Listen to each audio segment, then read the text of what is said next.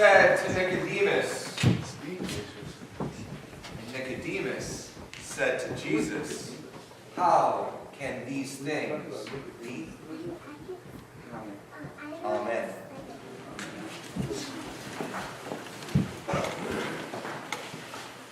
It was a dark night that night.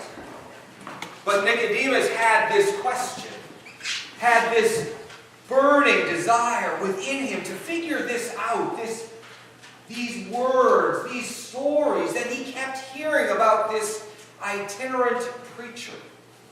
This one who was living on the edges, on the margins, that one who was touching the hearts of people in ways they could never imagine.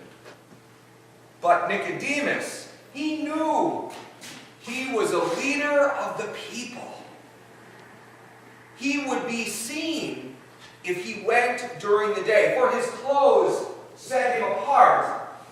He couldn't change clothes like a peasant and just go and question Jesus. No, his clothes identified him. He was of the leading class. He was up there. He had power and authority. So Nicodemus had to go by night. He had to step through the shadows so that no one would see him. No one would catch his glance. No one could identify him. Oh, that's Nicodemus. Why is he here? No. No one saw him that night. No one saw his curiosity. No one saw all that was going on in his mind about these things he kept hearing. It got the better of him. And he finally found the house. Curiosity doesn't only rest with Nicodemus.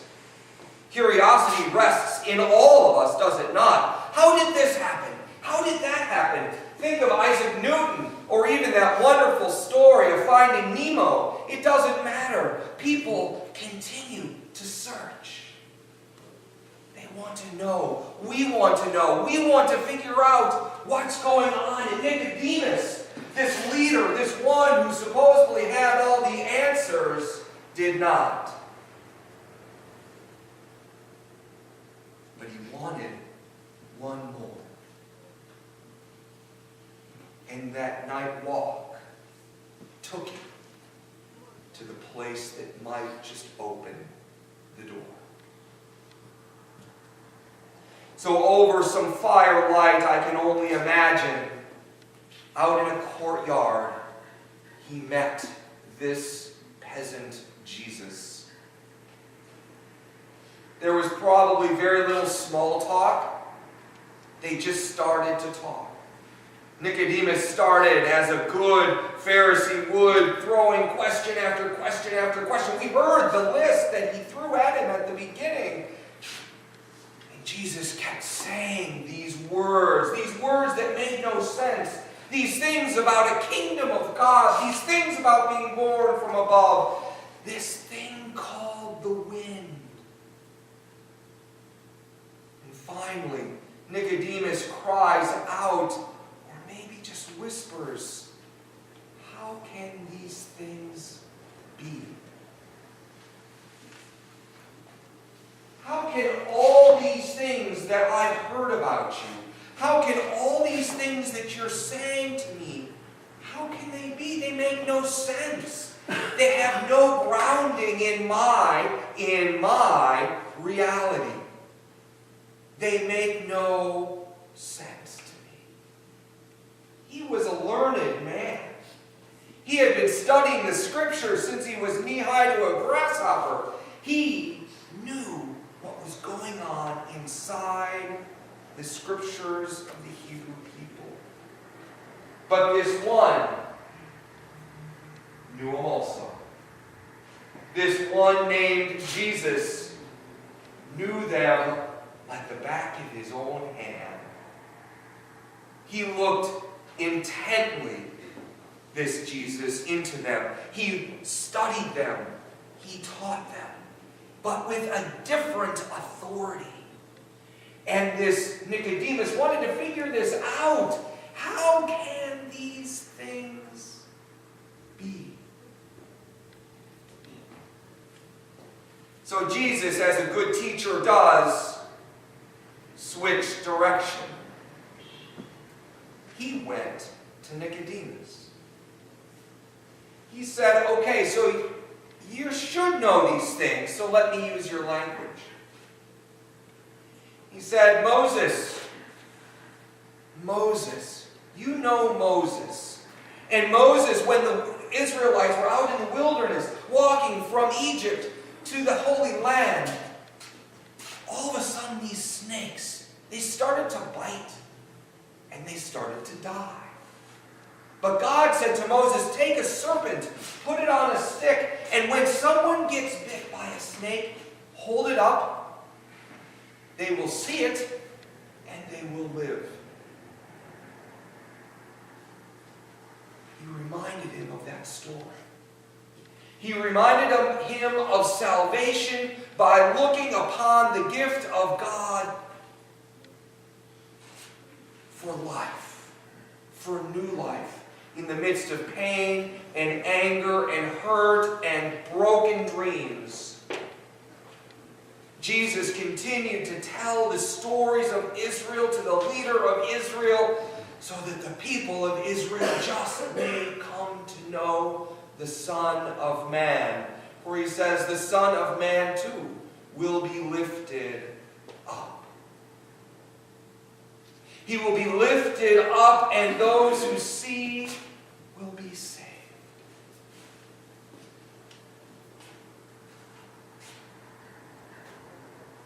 So Nicodemus asked no further questions. He left that house, he left that firelight, when maybe he could just make out the image of Jesus across from him, and he walked home through those back streets and alleys of Jerusalem that he had never been in, because his type never went there.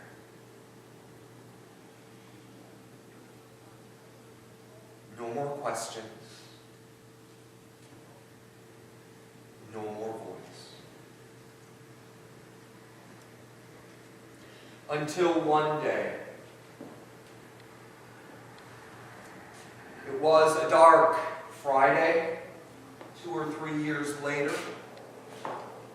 Nicodemus, on his little perch way up high, was able to follow this Jesus, through the towns, through the villages, into Jerusalem for that holy festival of Passover. He knew what had happened. He may have even been with Pontius Pilate and the other leaders of the Jews who were there when Pilate condemned him to death.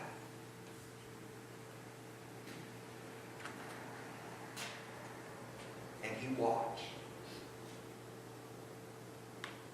But he said, I must go and see. That curiosity never left him. That desire to figure out what's going on still burned within him. It never had left him. So he went. He too had to walk the hill to Calvary, and with every step, that conversation he had with Jesus all those many years ago came back. He heard about that kingdom of God in his mind, and he felt it in his heart. He heard about being born from above. What does that mean? But he kept stepping one step closer to the hill on Calvary. He remembered the firelight, those back streets of Jerusalem. He remembered the wind, for it blew that day. It blew through him. And he kept saying to himself, how can these things be? As he crested the hill, he saw that cross. And on that cross just was the body of Jesus. There were no more words. There were no more questions. He could not go and say, we know you are a leader. We know you are from God. He could no longer say that. For this one was dead.